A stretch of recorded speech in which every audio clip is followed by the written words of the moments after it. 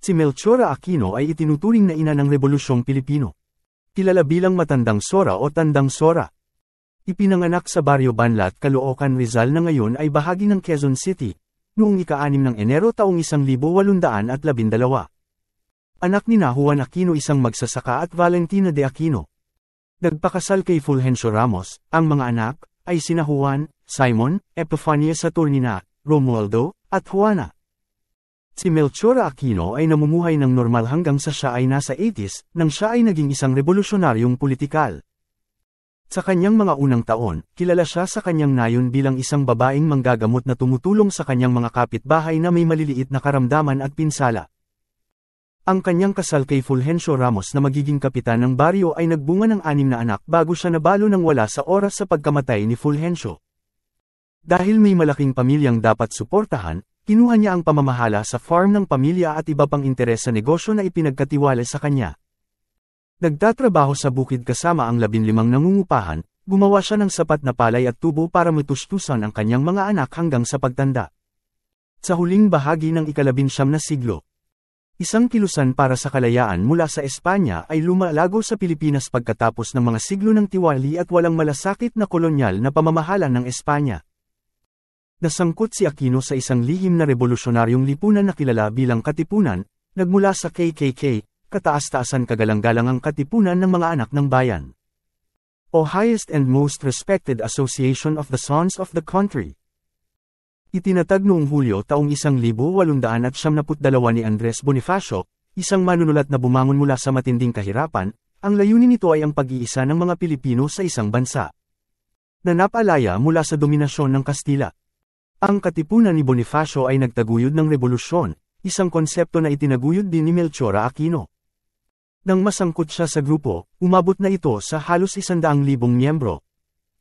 Si Melchora Aquino, na kilala rin bilang Tandang Sora, ay nakiramay sa mga rebelde at hinayaan silang gamitin ang kanyang tindahan para magdaos ng mga pagpupulong at mag-imbak ng mga supply at armas.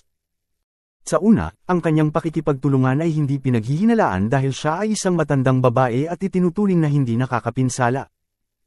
Ngunit noong isang gabi ng Agosto noong 1896, ginamit ng mga rebeldeng sundalo ni Bonifacio ang kanyang bahay para sa isang pagtatagpo upang planuhin ang Rebolusyong Pilipino na magpapalaya sa bansa mula sa pamumuno ng mga Espanyol noong 1898. Habang pinapakain ni Aquino ang mga sundalo ng hapunan, ang mga Guardia Civil, sa pangunguna ng isang Pilipinong espiya, ay sumalakay sa pulong.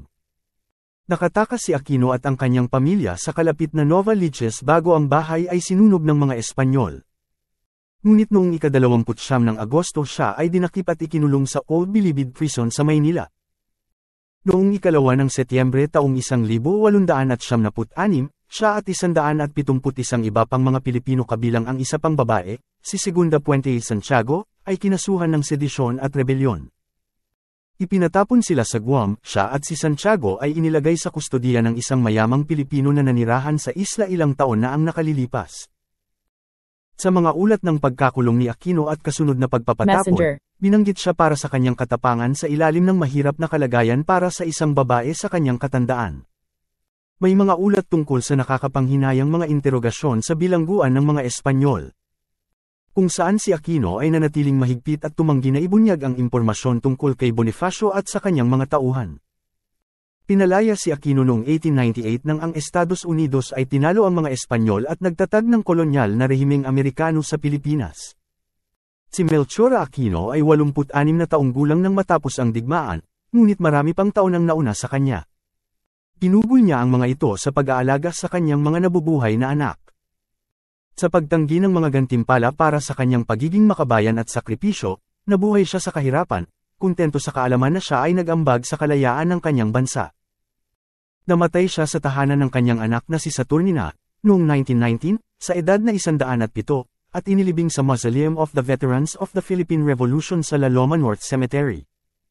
Kalaunan ay inilipat ang kanyang mga labi sa himlayang Pilipino sa Quezon City, na tinatanaw ang kanyang ancestral home.